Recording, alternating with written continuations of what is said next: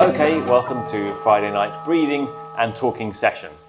So, where do we start? Well, I think most people these days tend to look at yoga, the physical yoga that we're doing, as part of the tradition of Patanjali. I think because the Yoga Sutras is basically a really quite an easy way into the philosophy of yoga, right? It's an easy book to read. I mean, try reading even the Bhagavad Gita, or let alone some of the tantric texts, that they're a lot more complicated. And the Yoga Sutras is small little phrases, almost like bullet points. So it's an easy way in to annex, to combine yoga asana with Patanjali's yoga. But, well, Patanjali doesn't really talk much about physical yoga. If he does, it's only with 4 or 5 postures in his commentary to the book. There are very few postures, and they're all sedentary postures.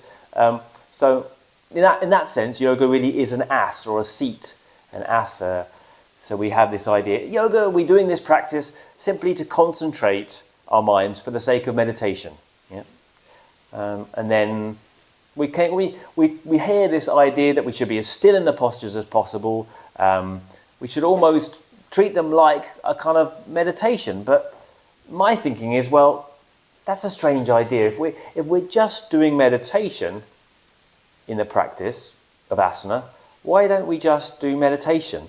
And why don't we save ourselves a lot of time and energy and just sit on the cushion instead?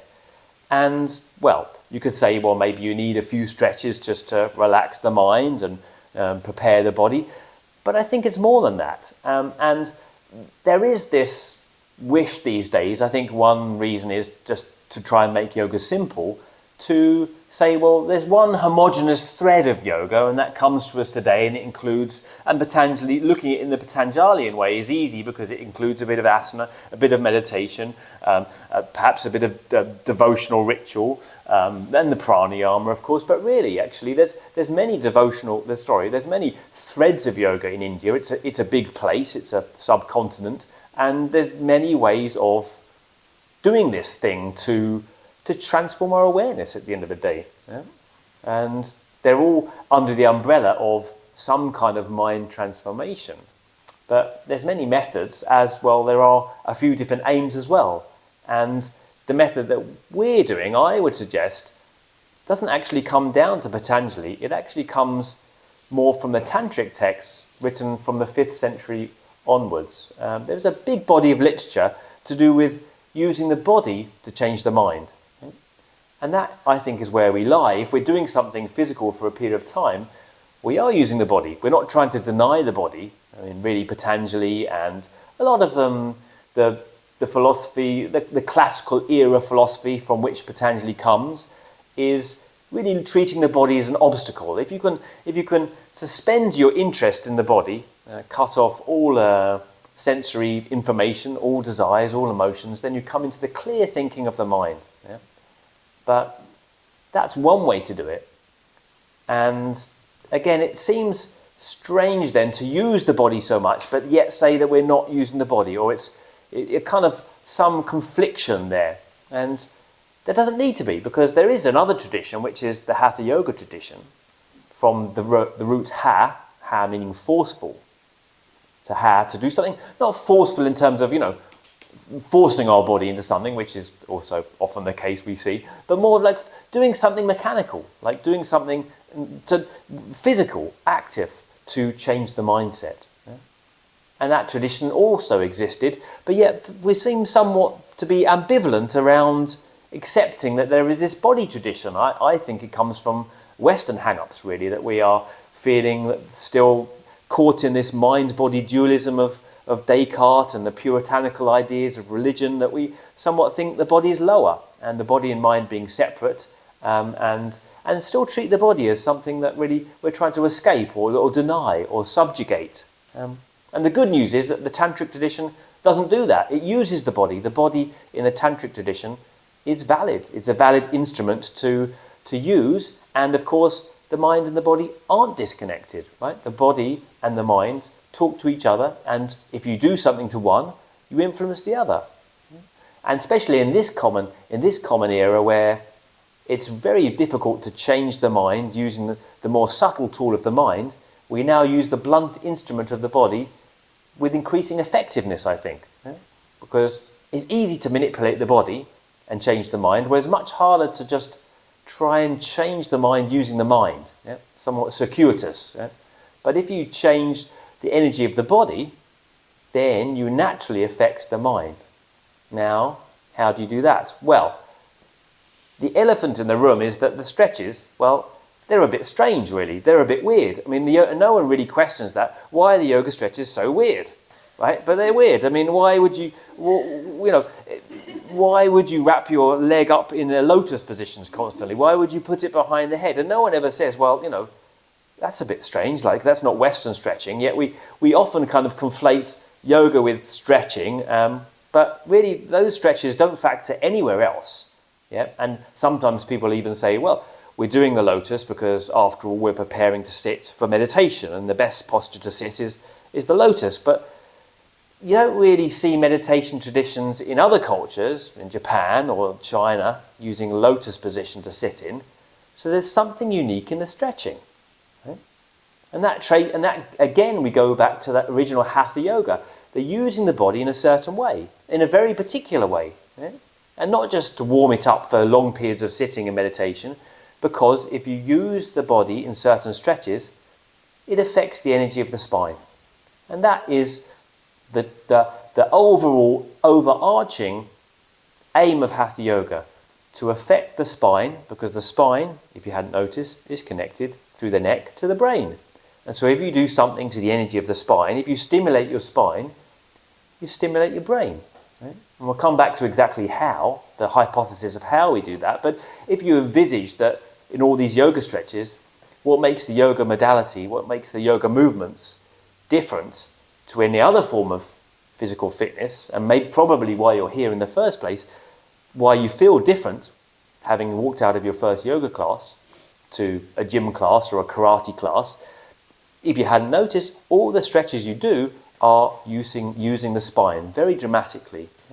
And even the lotus stuff is using the spine, because if you put the legs in a half lotus or lotus, you're affecting very strongly your sacral area, the base of your spine. By all the lotus areas, you're affecting your sacroiliac joint, probably the most vulnerable area of the spine, so the most strongly stimulated.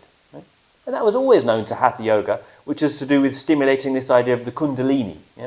The kund being an egg, a plexus around here, and by doing various lotus and various shapes with the legs, you stimulate this area, and there's a rush of energy that unlocks the spine and it liberates the mind. This is one of the kundalini metaphors, or realities perhaps. But that was always there in the text, that you were doing something particularly with the lower areas to stimulate the body, as well with the breath. We'll come to that in a second, using the breath. But what you're doing with the body, what you're doing with the legs and the spine, is exerting pressure. What you're trying to do is exert pressure on the spine. And exerting pressure on the spine, the mind takes notice of that. The mind is stimulated by this exertion of inner pressure. So first and foremost, it affects practically the way you stretch, because we're no longer stretching to dissipate tension from the body. We feel that our problem in the first place is that we're stressed, we're tense. So yoga will relax that. By pushing against tension in the body, we feel that somehow we'll relax the mind. But of course it doesn't work that way, because the mind is a lot deeper than just the physical tension of your ligaments or muscles. The tension goes a lot deeper. It's like trying to pluck out a weed, but just taking off the leaves. But you haven't touched the root.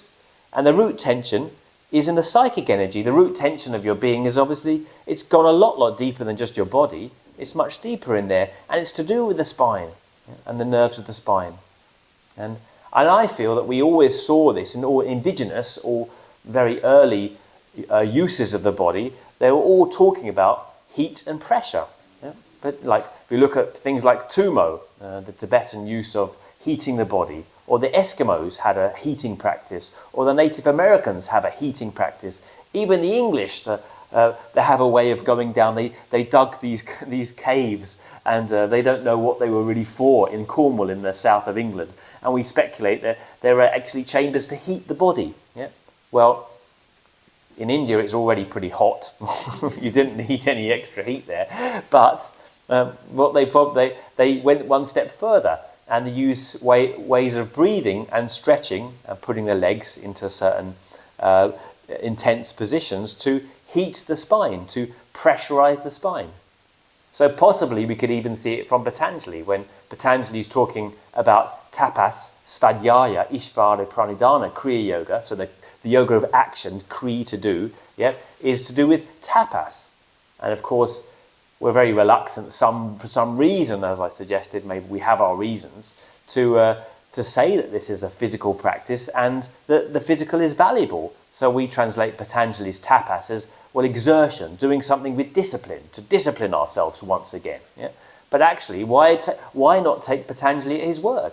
Because in every Indian text we find generally a wrapping up of the methods that have gone in the past. So Patanjali's doing no different. He's wrapping up ways of doing yoga that have come before him. Yeah? So one of these methods is heating, tapas. Why don't we accept that Patanjali is saying one way is heating the body, another way, and along with being aware of doing so, svadhyaya, self-inquiry, and devotion to a higher power, obviously. You know, there's something bigger to be got than just pleasure and personal satisfaction. But heating the body, tap from the roots to heat. Right? And how do you do that? Well, you pressurize the spine. And by twisting particularly, we see almost every posture involves a twist. By stretching the body forward, by leaning back, you're doing all these spinal manipulations. Really, the differentiator of yoga as a movement system from other things. I mean, people these days often say, well, anything can be my yoga. I can, piano playing is my yoga, or dance is my yoga. We hear that, right? Yes and no. Having a practice is really important, really beneficial, whatever that is. Yeah, gives a sense of concentrating your mind on something, and a ritual, right? Unpicking your mind from A to B action, right? When otherwise our mind's constantly involved in getting something from the world. The mind is involved in acquisition. So as soon as you involve yourself in any practice, you take the mind back into a different space where it's not involved in getting something. Yeah? It turns back on itself, somewhat. Yeah? But the yoga is different. It's not only a practice of concentration, it's got this physical element, which is why we feel so different. When you walked out of your first yoga class, you can probably remember that experience because you felt different. Things felt a little bit brighter, a little bit clearer. The mind felt different. Yeah? And why did the mind feel different? Because of the use of the spine. Yeah? Because you weren't you weren't accustomed to moving the spine in that rigor, in that dynamic way. But then, a few months down the line, the spine does become accustomed to moving dynamically, and then the romance of yoga wears off. Of course, you don't come out of your 50th or 60th yoga class feeling the same as you did in your first yoga class. So why is that? Well, you could say, well, I'm just used to it now. Yeah. But I think it's more than that. I think that the energy of the stimulation of the spine wears off because you get used to the spine being stretched in that way. So you have a few options. One, simply quit and go on to something else. Or two, keep upping the dose of your spinal stimulation. Means you keep having to challenge the spine more and more advanced postures to get the same yoga hit. Yeah? Because when you stimulate the spine, it invigorates the mind, of course, and you get a kind of high, right? A clarity. Yeah?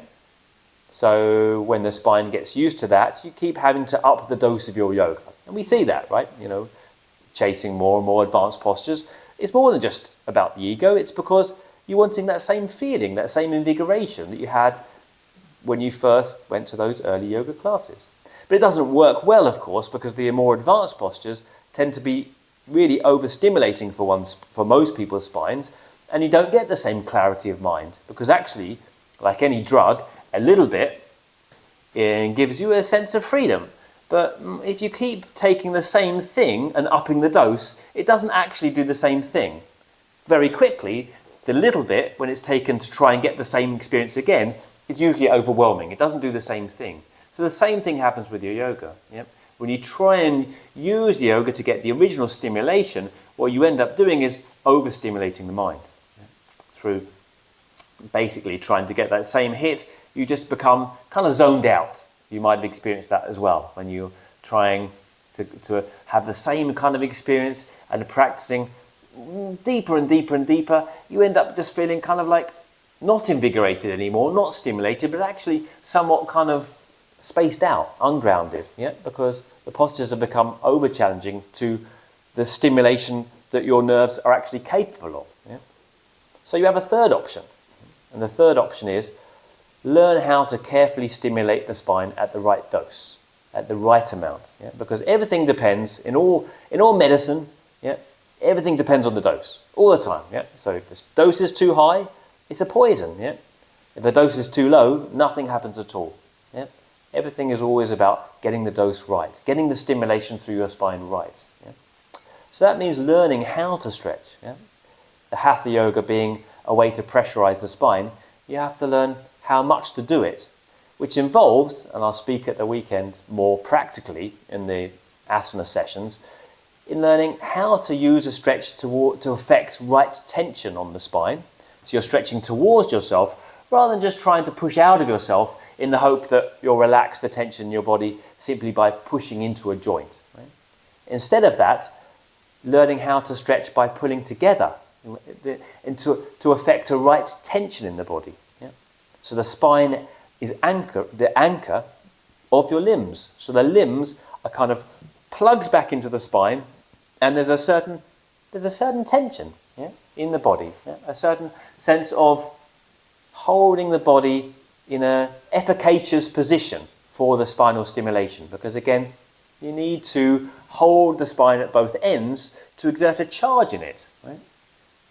Not only do you need to pull together rather than stretching apart. If you imagine you've got an energy in your body, and when it goes you die, but it's there, it's something there, and you can either push it out of you and dissipate that energy, which we're constantly doing in the world, pushing energy out, expending our energy, and we do it in yoga as well if you hadn't noticed, expending our energy by pushing out of ourselves, or you can pull the energy towards the center and kind of gain energy by using the energy in a certain way where it focuses inwards rather than keeps pushing it outwards, which is in fact to do with the winds in energy, in yoga terminology, in the tantric terminology, which I'm suggesting that this tradition comes from. You've got 5 winds in the body, 5 different circulations of the energy in your body. And what we're trying to do is bring them all up into the center, make all the winds stop so that the central wind is available in the prana in the central channel, which is again to talk about the kundalini. And you also do this from the breathing, which I'll also talk about in a second. But to come back to the idea of holding the spine in a certain way, and I'll touch upon this in the lessons, the asana lessons, that is bandha. Rather than thinking that bandha is just squeezing your abs as hard as you can, hoping for the best, actually, bandhas are just about holding the spine in the right position to create a charge through the spine. Again, stimulating the spine, pressurizing the spine so you can affect the brain.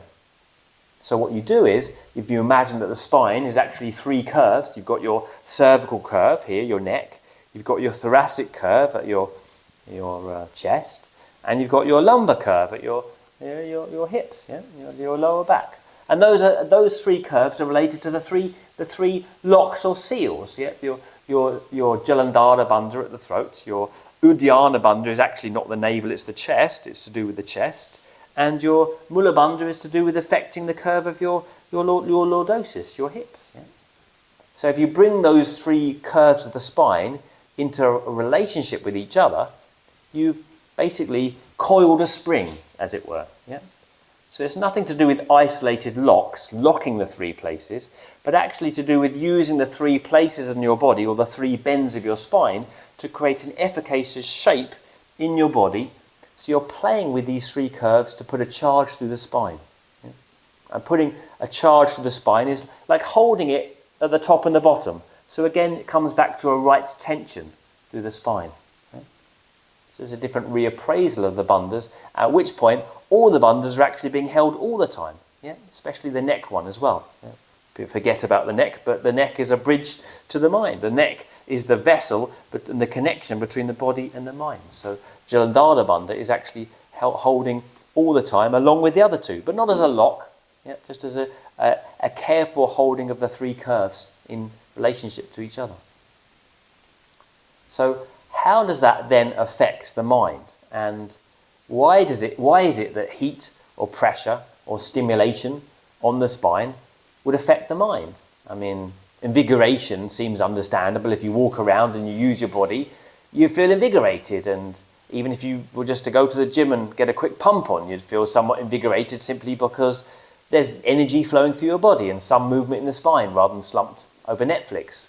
And then if you extrapolate further and think, well, if I move the spine a lot, so I'm not just doing a kind of dumbbell curl at the gym, but if I'm moving the spine a lot, then I might feel more invigorated with the mind, because that kind of naturally seems to make sense, right? But it's more than that. The stimulation of the spine actually does a little bit more than invigorate the mind. Now, the hypothesis is this, and it is a hypothesis, so bear that in mind, but the idea is actually that the mind and the body talk to each other constantly through the spine. Right? And this is how karma comes into Hatha yoga, because, of course, all yoga is really just trying to tackle the problem of karma in the first place. Why don't we have a direct relationship with everyday life? Well, it's karma. Karma is the problem. Yeah? It stops us relating to life clearly and freely and joyously. Yeah? So nothing is different with Hatha yoga either. It's the using the body to tackle the problem of karma. So how does it do that? Well, as I said, the mind and the body talk to each other constantly through the spine. And what they do is they try and affect homeostasis. Yeah? The body is like a blind watchmaker. Yeah? It doesn't know how to do anything intelligently, right? It's been set in motion, and all it knows is to keep you safe through regulation, through keeping everything the same. So your mind tries to regulate your emotional tension in your mind. Your body tries to regulate your organs and your heart and your blood temperature. The body only knows how to regulate itself. Yeah? So if it senses a deregulation in the environment, even a deregulation in your mental emotional environment, it will try and create a regulation again in that environment, which works quite well in many cases. But of course, as an organic being, you also want to adapt and evolve as well. And that's where we kind of get stuck, that through the spine and the mind and the body trying to regulate your environment, you kind of just get stuck in one long Groundhog Day, where the spine is receiving the messages from the body and the mind interprets the same messages from the body, and so everything is the same again and again and again, and you get stuck in the same patterns and same emotional and mental patterns, because the stimulation from your body is received through the spine in the same way, and before you can think about it, the mind has interpreted the sensations in the body as it's used to try and regulate everything as it always does. But of course you want to have a direct experience of reality, and that becomes increasingly less likely as you keep on going on, the spine so quickly giving you the messages from the body, the feeling tone, your emotional tone, and the mind interpreting it quicker and quicker and quicker. So nothing changes. Yeah? So it is understandable when people come home from yoga, and you hear this quite often, why do you do yoga? And people say, well, I find I'm less reactive. I don't shout at my kids so much, or I don't shout at my husband so much. And, that's a kind of cliche now, but it's a reason for that. Right? Because what you are doing, in a sense, through stimulation of the spine, is somewhat desensitizing the nerves, or interrupting the constant dialogue between mind and body. Yeah? If you imagine that the mind and body are like a couple, an old couple, and they finish each other sentences for them, or the mind constantly finishes the body's sentences. So before you've got a chance to decide on your present experience, the mind has already interpreted that experience and fed it back to the body. You see that, right? So you become, as you get older, more and more deeply entrenched in patterns, in the same patterns, because the spine is so quickly fed back that loop to the body, yeah? And you're involved in this homeostatic dialogue, which, again, it works to some degree, right? Because you can't interpret every single experience afresh, right? That would be crazy, right? So you have to have some backlog there. But also you get stuck in mental grooves and mental patterns. You never change. It's very hard to change as one gets older. Why is that? Because through the lightning rod of the spine, you're receiving these things so quickly, you can't take a fresh judgment on experience. There's no space to judge again and think again and evolve and have a direct relationship with life anymore. Yeah? And that is interpreted, the big word in yoga, to interpret all those experiences that are built up, is karma. You start to create a whole network of impressions in your mind, like a tree of impressions. And the branches of those impressions are what's called vasanas or samskaras, yeah? Grooves, literally like pouring water down a hill. And gradually, if you pour the same water down the same hill, if it keeps raining down that hill, it forms grooves where the water runs quickest. Yeah, the same interpretations the body does in the mind. Yeah? The mind starts to create these grooves. So when you see a tree, right, or you have a certain experience, let us say you have a certain experience, and you have these certain feelings in the body, certain emotions in the body, the mind jumps on them quicker and quicker. So you have your same emotional and mental rat runs, yeah? And you're never able to change or have a fresh experience of reality because it's so quick. It all happens so quickly through the spine. So what happens is, this is the hypothesis, is you start to be able to affect your samskaras, your grooves in the mind, if you disrupt the very quick conversation between the mind and the body. If you disrupt that service slightly by stimulating the spine, then the nerves of the spine become somewhat overwhelmed, and they give you a little bit more space in daily life before you jump on an experience. So as the mind is fed the feelings and the emotions and the desires of the body, you have a little bit more space before the water flows very quickly down the same grooves. Yeah? So you can start to challenge the karma, you can start to unpick the karma through the very mechanical Hatha yoga of affecting pressure and heat on the spine, which allows you a little window of opportunity to look again and choose again. So when the same experiences come in the body and it feeds that into the mind, because of what you've done with the spine, you have a window of opportunity where you have a 5% or 2% or 1% possibility you may look at the same experience and not choose to run down the same groove. Yeah? Because otherwise it's almost impossible. The grooves are so deep, the synapses are wired together, the neurons are wired and fired together, yeah, that you've hardly got any possibility to change your mind, right? If one experience has happened to you 1,000, 10,000 times, and the mind has interpreted that experience in the same way 9,099 times, what are the odds that you have a fresh possibility to change your mind and change your view of the world and you're experiencing that world? Very, very little. We don't have the free will that we think we do. Yeah.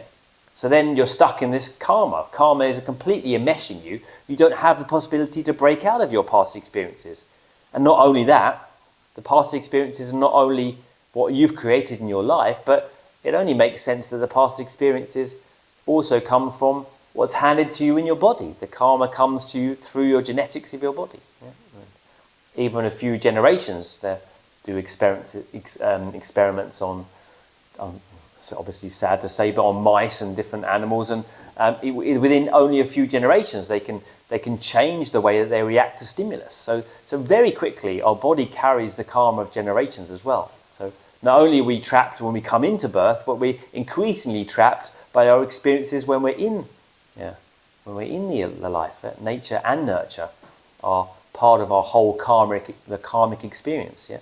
And the problem with karma, of course, is it doesn't give you a direct experience from living in reality. Right? You're always living in the past. You're always processing the fresh information from the experience of the past. Yeah? And all we really want in life is not joy all the time. You can't be ecstatic all the time. It would no longer be joy. Right? If we're living in a world, we need all experiences to.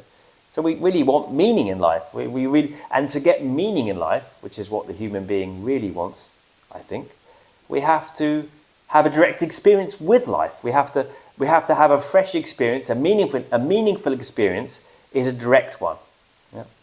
And so we're blocked in happiness Because we're blocked in meaning. And if we're blocked in meaning, it's because we cannot interact directly with our current experience. And why is that? It's because of all the karma. Yeah? Because the body somehow, albeit intangibly, not in the physical body necessarily, but somewhere, the body's storing all this past information and feeding it to the present. So we never allow ourselves to have a fresh and meaningful relationship with the present.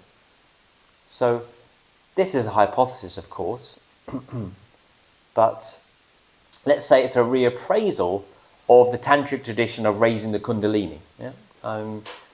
I see that as a relevant antecedent, a relevant precursor to what we're doing now, but not literally so. I don't think that the idea of raising kundalini up through the spine, through doing certain postures and breathing exercises, the roots of Hatha yoga, which is the roots of what we're doing, is probably a relevant thing to do these days if you're living in the world and wanting to still have a personality in the world. I don't think that raising the kundalini and overwhelming your nervous system completely so you have no past conditioning anymore or any sense of selfness anymore is a relevant endeavour. Yeah.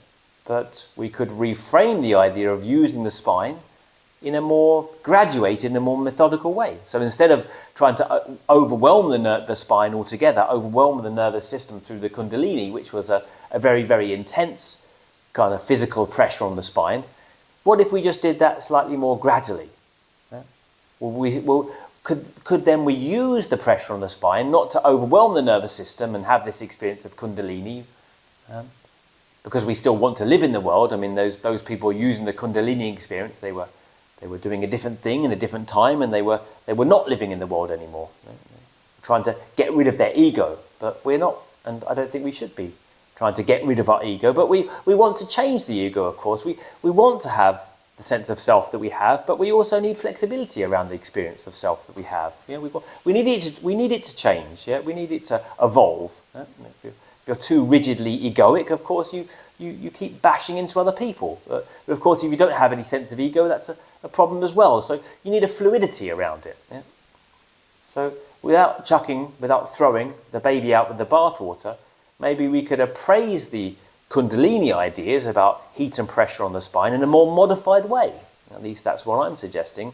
And understanding that the spine affects the brain, we could use it in a gentler way to change the mind, transform the mind without completely getting rid of the mind, which was the original objectives really in the early yoga. It was really trying to get rid of all thinking experience, all sense of self and thinking experience altogether. But perhaps they were living in a different world to the one we are today. Perhaps the world was a harder place. Perhaps they simply wanted to leave the world altogether, which was the original idea of yoga, was transcendent. But I think that we're using yoga today for a more moderate experience. We're not necessarily trying to transcend our experience in the world. We're trying to kind of appreciate it more. Yeah? In which case, we might use those early precedents in Hatha yoga in a slightly more moderate dose, let's say. And now comes onto the factor of the breathing in this. Right? We're getting on to the second little part of this chat, which is, well, how does the breathing fit into all this endeavour? Well, originally the breathing in Hatha yoga was kumbhaka. Yeah? And the idea of pranayama as breath control or pranayama as breath patterning, that comes a lot later. Really, it's a more modern invention, really. Yeah? Pranayama actually just means the involvement of yourself with developing prana, which is nothing to do with the direct breath. It's to do with one of the winds in the body. Yeah? Well, yeah, there's 5 winds or vayus, as I mentioned before. So trying to use the central channel wind, the prana wind, was the idea of pranayama. Yeah? So not breathing, in fact, but kumbhaka, to not breathe. Yeah? Why not breathing?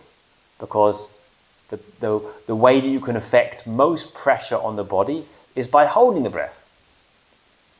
So if you hold the breath, you affect the spine in the strongest way. Yeah? Understanding that Kundalini was really trying to affect the spine in the strongest way to completely overhaul the nervous system and get rid of all karma in one go. But It doesn't really make much sense in the modern terms of thinking about our breathing in yoga as holding the breath, and certainly in the early days they were only doing a few asanas anyway. So they were doing a few shapes, a few asanas, and then maybe a little precursor of warming up the breath in order to do pranayama, which meant hold the breath. Yeah? Patanjali said the same. Yeah? People wish to deny that, I think, again, along with the idea of tapas and many other things in Patanjali, and say, well, Patanjali was talking about, breath patterns, but he wasn't. He said pranayama is when the breath ceases. When the breath stops, that is pranayama. Yeah? And why wouldn't we take him at his word? Yeah? So we don't want to do that. We need to use the breath, and certainly, if we're jumping around on a sticky mat for an hour and a half, it probably isn't a good idea to not breathe. But there's something to do with pressure and breathing and using the breath to affect a certain pressure on the spine. Why is it called kumbhaka? Because you have basically the body is two spaces really. The body is air, the body is space. Yeah? There's two fundamental spaces in the body, and the idea of kumbhaka as breath retention means pressurize your kumbh, and kumbh is a pot or a space. Yeah? So the body in traditional Hatha terms is envisaged as a pot or a space. And the two spaces of the body are the abdominal cavity where the digestive organs lie, separated by a muscle or a membrane called the diaphragm. The diaphragm from Greek to fence off, two places. Yeah? And the upper cavity, your thoracic cavity, where the lungs are. So the body is basically a pot, divided by a muscle, the diaphragm. Yeah? And if you pressurize the pot in traditional Kundalini or Tantric ideas, you affect pressure on this pot to do something with the spine. Yeah? So, well, yes and no. Because, yes, you don't want to put too much pressure on your pot because you might explode the pot, right? So you have to get the dose right, the pressure right. And how do you do that? Well, you play with the diaphragm. The diaphragm is a transistor to affect the right amount of pressure in your pot. Yeah? I mean, we can only think in the first place that there must be something significant about the muscle that lies between the two spaces in the first place. Right at the center of your body, you've got this muscle. Yeah? And you don't have to use it to breathe. That's the thing. You can just breathe using your pecs and your sternocleidomastoid muscles of the neck and a little bit your intercostal muscles. So you can breathe without using the diaphragm hardly at all. In fact, people do live with a frozen diaphragm. In acute cases of emphysema or tuberculosis, it can freeze the diaphragm altogether. So you don't need it. You know. But yoga specifies on particularly using the diaphragm because you're trying to play with pressure in the body. Now, if we are reappraising how to breathe from not just holding the breath with the diaphragm being engaged in a certain position to put pressure on the body, we have to again reappraise the way that we treat the diaphragm. Yeah? And if you imagine that it divides the two spaces, well, if there's high pressure in one space, there's low pressure in another space, right? And the diaphragm affects the way that the pressure is created in either space because it divides them.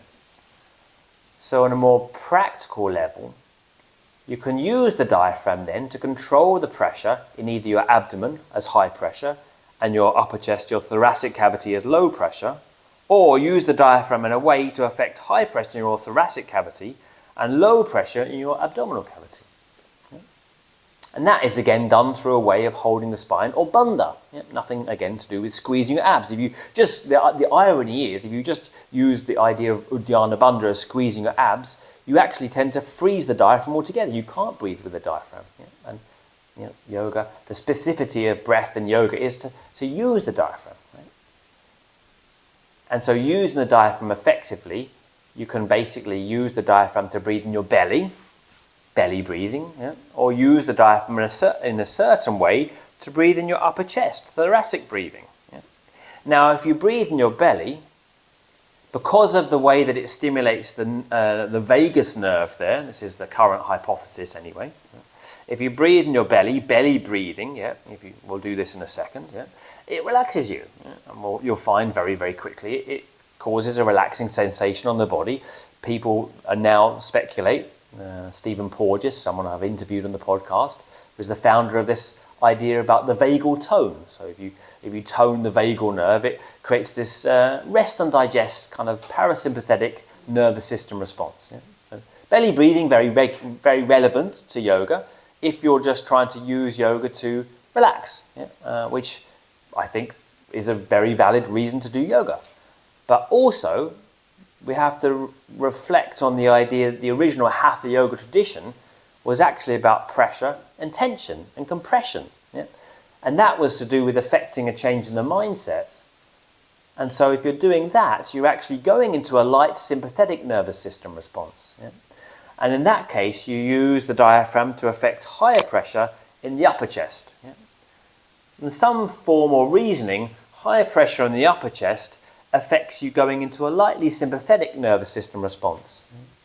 And the reason for that, perhaps slightly conflating different traditions, but if you go into a sympathetic nervous response, that goes into a deeper place of tension. Right? So if you imagine when you feel tense or things come up, yeah, and you do a bit of yoga or you do a bit of belly breathing, it relaxes you. It relaxes that tension in the body in a superficial, momentary response. Yeah? But it doesn't get rid of that tension. Yeah? In order to get rid of that tension, you have to kind of go back into that place of tension in a certain way. Yeah? And this is the process of catharsis that was known again in all shamanic traditions. You go back into a light sympathetic nervous system response in order to release the tension at a deeper place. But in order to release the tension in that deeper place, you have to go to that deeper place. And the place that the tension, the deeper tension of the body is stored, is in the sympathetic nervous system. So the Hatha yoga is actually affecting the diaphragm to use the upper chest breathing to take you back into a lightly controlled sympathetic nervous response. But of course, you're not in the same trauma responses that you had when you couldn't control that trauma. Now you're in the sympathetic nervous system, but you're in control. You're controlling that trauma response. Yeah? And going back into the trauma response in a different way, you're able to get rid of it. Yeah? You're able to gradually unpick it. Yeah? Because a lot of the to look at another trauma response expert, Peter A. Levine, and talks about how animals in the wildlife get rid of trauma. They have a traumatic experience, and the first thing they do when they're trapped by the prey, he envisages a gazelle being trapped by a big cat. Yeah? And when they're trapped, they freeze. And if they manage to escape, because sometimes the prey thinks that the gazelle is already dead, yeah, and the meat is spoiled, so if they can convince the animal that they're already dead, then they might leave for a second. And if the animal turns their back and leaves, then the gazelle will jump up and run away. And the first thing that the gazelle does is shake. It goes through a traumatic cleansing, cathartic reappraisal of that trauma by having a response. Yeah? And what happens there is it gets rid of the trauma, the tension from the experience in the body by going through it. Yeah? And the problem with our homeostatic response is that when the mind feels overwhelmed, when the emotions are overwhelmed, then it shuts down. And that trauma then is somewhere stored, somewhere in the nervous system, because we can't cope with it at the time. So in order to free ourselves from gradually from what we could call karma, or trauma in the body, a similar thing in my mind, we gradually go back into that trauma response day after day, lightly in a sympathetic nervous system response, in order to somehow cleanse it from the body, yeah? Through the way that we stretch, through creating a right tension in the spine, and through the use of the breathing, and through the use of the breathing in the upper chest, pressurizing the pot by using the diaphragm to breathe in the upper chest. Yeah? But if one is in a place in life where that's not relevant, if one's in a difficult situation, then it would be much more sensible to use your yoga and do belly breathing and more light stretches in the yoga that's not affecting a pressure on the spine in the same way. Yeah? So sometimes it will be very relevant to use the diaphragm to breathe in your abdomen to practice. At which point, if you're doing a practice to just relax tension in the there and then, in the here and now, you would do lighter stretches. They wouldn't be so involved. They wouldn't create a sympathetic nervous system response. You would be trying to use yoga to get into the parasympathetic nervous system response. But I think we need both. And our ability to toggle between the two is very important in life. So sometimes you would try to use yoga to stimulate the nervous system lightly, in which case you would use more challenging asanas to raise the heartbeat and use the breath in a certain way to get into the sympathetic nervous system, to do the deeper work of plucking out the weed at its root, not just taking the tops of the leaves. Yeah? And in which case, then you would be using the diaphragm to try to put the breath in the upper chest, but that's harder than belly breathing. So now, move on to the practical aspects of the workshop, which is how to use the diaphragm to breathe either in your belly or to breathe in your upper chest, because it's practical and it can be done. Okay? So, if you imagine that the diaphragm is a muscle like any other, and all muscles have a start and an end, a place where they must start and attach, and a place where they must end and attach. So if you imagine the bicep, it attaches at 2 points. It has to move something. Yeah? So the diaphragm is no different. It has a place where it starts, here, and it has a place where it attaches, the ribs. Yeah? So you can move the muscle from either end. Yeah?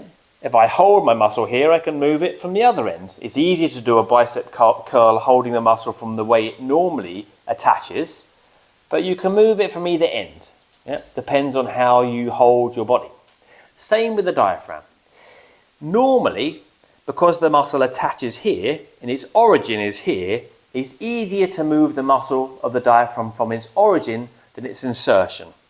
So if we move the muscle from its origin, it pushes the belly outwards and it puts higher pressure here, stimulating the vagus nerve and getting you into the parasympathetic nervous system. Yeah? And that's easier to do. We can do it now. Put your hands on your belly. If you imagine that you're holding you're still holding yourself in an efficacious shape with the spine. You can't be slumped. You have to feel like you're holding yourself like a baby under the armpits. So you are holding the diaphragm at the rib cage, yeah, where it attaches, yeah, in a good position of the spine. But now you're going to move the diaphragm from its origin, and it will just push down like an upside down umbrella. It'll push down like that, open up, and it will push the belly out. Yeah. And we're going to count it slowly.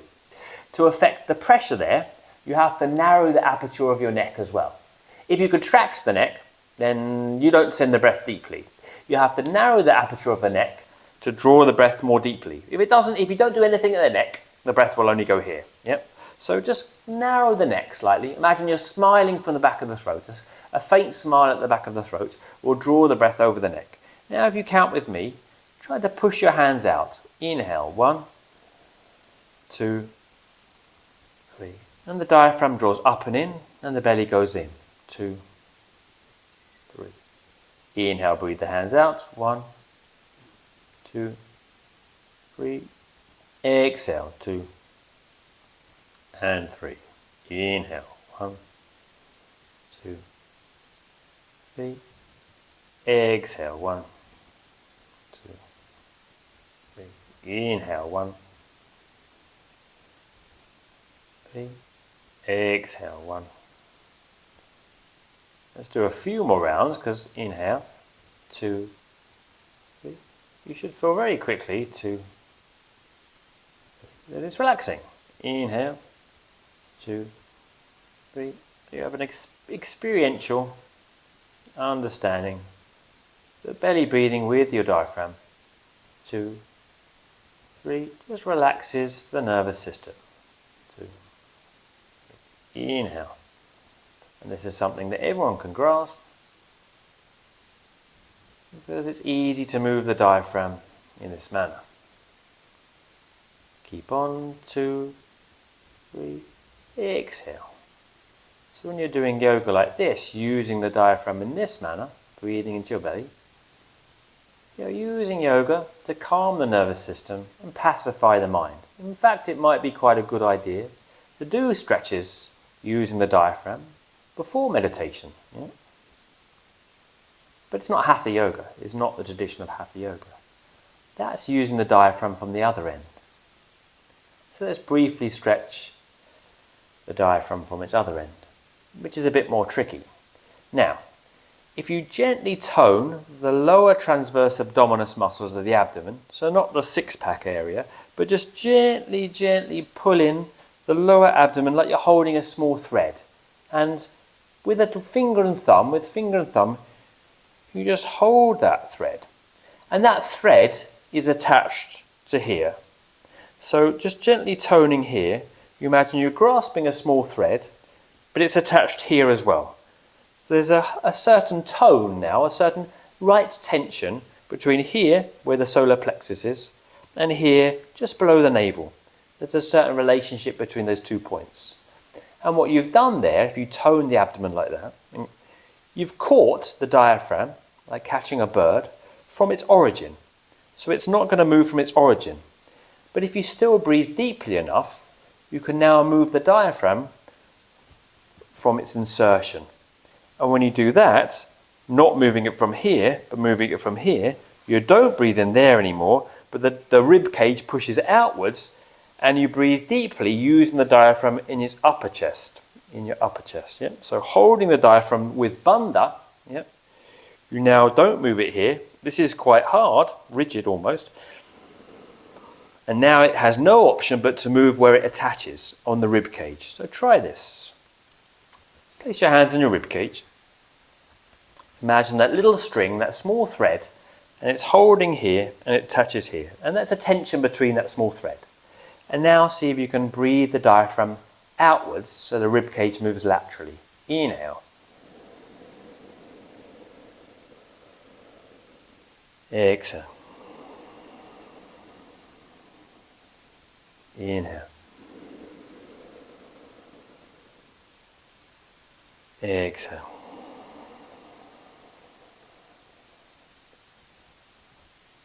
Inhale.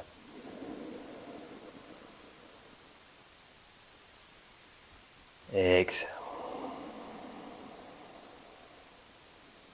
Inhale. 2, 3. Exhale. 2, 3. Carry on. Inhale. And now you've affected a high pressure in the upper chest. Exhale. 2. With low pressure in the thoracic cavity, the abdominal cavity. Inhale. And if you do this for a minute or so, not too heavy, but just lightly using the diaphragm in this way, you will feel stimulation, a slight invigoration in the body. It's different to belly breathing. You're using the diaphragm from its other end. You've got to get the dose right. Too much and you overwhelm the spine and you zone out the brain. Yep. If you just do this to the right amount throughout your asana practice, then what you'll find is that it's very stimulating. It's stimulating and also serendipity. It's like just because oftentimes what lies within is reflected on the outside. In creating this certain holding of pressure on the inside, it also holds the muscles to support your skeleton in a more effective way to do stronger asanas. So belly breathing, very useful to relax tension, but structurally doesn't hold you in the same way that thoracic breathing does, because holding your rib cage in this way, because your spine is attached to the shoulder girdle, is much more structurally effective for holding yourself in an asana as well. So not only is the right tension on the inside, but there's right tension in the muscles as well. So let's try and change the two, just so you feel the contrast between the two states of using the diaphragm.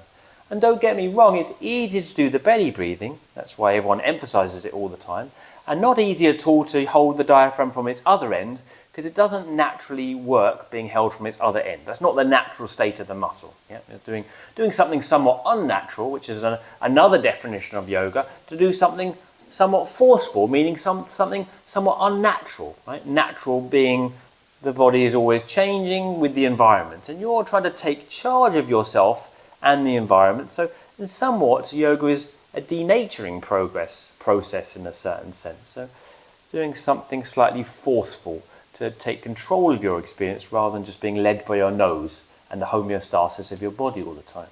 So let's try the two again. Place your hands here, close your eyes. You've got to do it slowly as well to affect an even pressure, and that also means you've got to get the throat bit right. And the throat is Jalandhara Bandha, which doesn't mean chin lock. At least it wouldn't be effective to do the chin lock now in modern yoga terms. I would suggest that we rephrase Jalandhara Bandha, being holding the neck in the right position so you've got space through the neck. Yeah? And of course, the neck is also the fundamental trauma response of your body, because the neck is the most vulnerable place in your body. So if you imagine if you trip over normally, if you trip and the body falls, the first place that you hold is your neck. If you break your neck, that's a big problem. If you break a limb, not a big problem. But you hold your neck, so the body doesn't know the difference. So now when you get stressed and emotionally tense, the body holds the neck again. Yeah? So there's a huge amount of holding and trauma and tension, you could say karma in the neck. So you can't tense the neck. And the problem with the Ujjayi technique oftentimes is if we focus on the idea of making a big sound, and we have to tense the neck. Yeah? And that's just compressing further tension in the body. So the neck must be free, and the Jalandhara Bandha held in the right position to keep this neck in a way that's there's as little tension in the neck as possible, and the throat is slightly narrowed but not contracted. So now I get the neck position right, which is why I mentioned this idea from my teacher Mark Darby, who says, imagine a smiling in the back of the throat. So there's a slight narrowing of the back of the throat without contracting this major area of trauma response in the body. Now if you place your hands in your belly, and breathing over the back of the throat, see if you can push the diaphragm downwards towards your hands. Inhale, 1, 2, 3. Exhale, 1, 2, 3. Inhale, 1, 2, 3. Exhale, 1, 2, 3. Inhale. You notice immediately belly breathing, abdominal breathing in this way, for one reason or another, whatever that reason is, we find it relaxes us. Very relevant.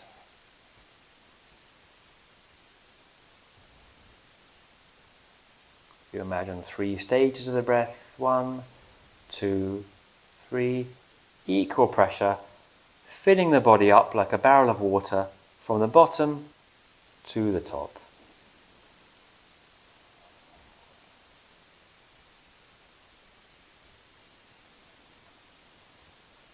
Now, holding the small string between the navel and the solar plexus, lightly holding that tension. You've grabbed the diaphragm like a bird, and you've tethered that bird. Now, all it can do is push outwards. Hold your rib cage, relax the back of the throat, but narrow it at the same time.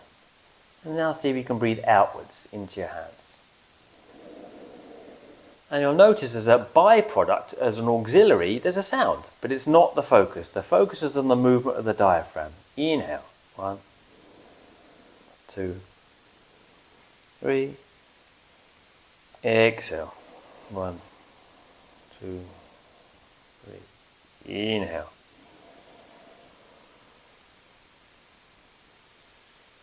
Exhale. So the diaphragm now isn't moving from its origin. Instead, it's moving from its insertion, and the breath is in the upper chest. Inhale.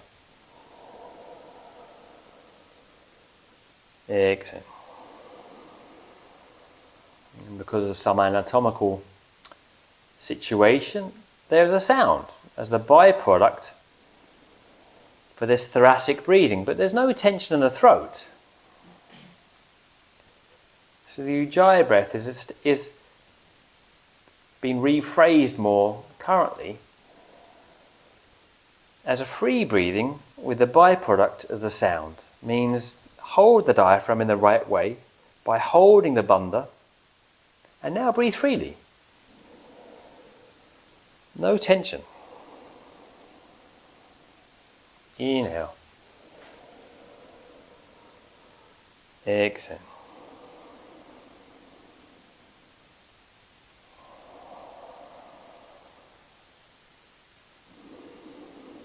But if you focus on making the sound, which tends to happen because it's not easy to grab the diaphragm in this way, it doesn't happen all at once,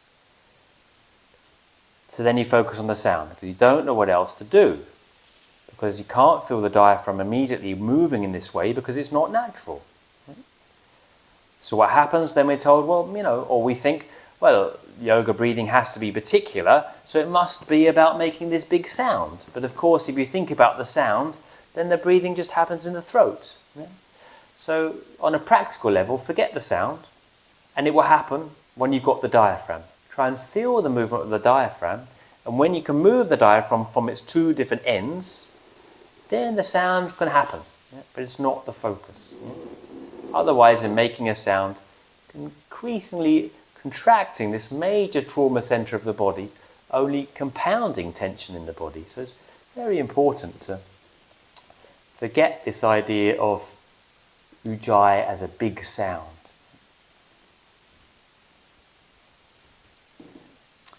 How much you do that depends on the dose of stimulation that you want to affect on the spaces in your body. In some asanas it might be a bit more relevant to breathe a little bit more strongly, but it's not about the evenness necessarily of the breath, and it shouldn't always be the same quality. You're doing different asanas and they demand a different approach to the breathing. The point is the diaphragm is what you're trying to breathe with. Yeah? So it's not necessarily about breathing in a regular way. It's not about breathing in as much as you can way. Yeah? It's not about quantity of breath. Yeah? It's about quality of breath, of course. And the quality is about how you breathe in your diaphragm. Because as I said, that's what makes yoga breathing particular, because normally we breathe anyway. So what is specific about yoga breathing? Yeah? Well, it's that normally we breathe, and we should do, with a whole range of muscles. Yeah? Yeah. But with yoga, we're just trying to breathe from the diaphragm, because there's a significance of creating inner pressure that happens when you breathe diaphragmatically. Yeah?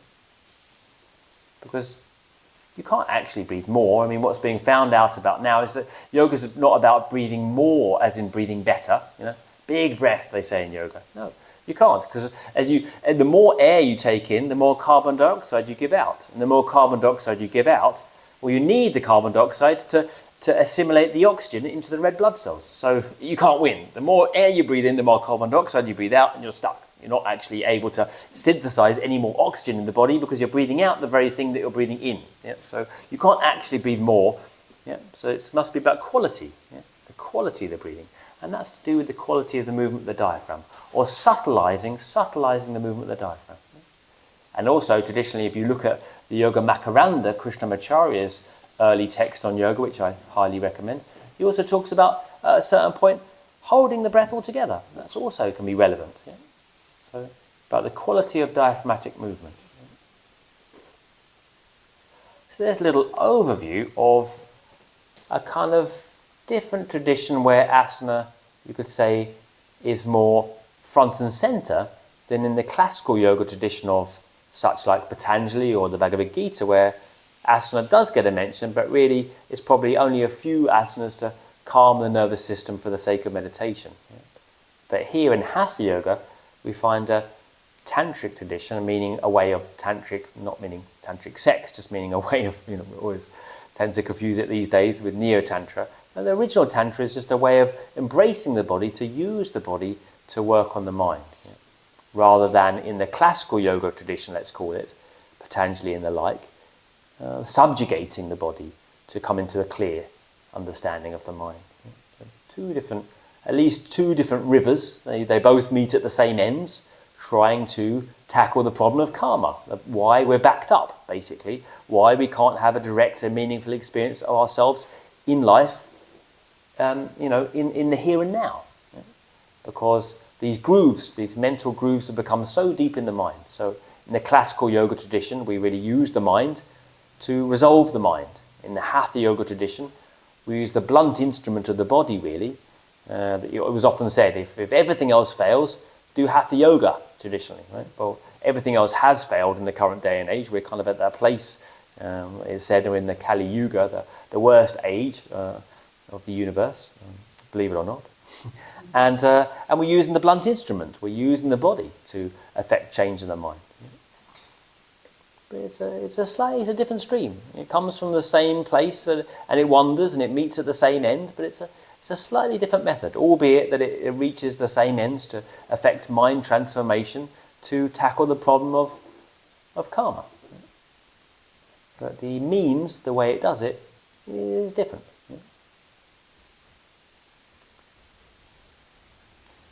I've spoken a lot. Any thoughts, reflections or questions at all? Yeah.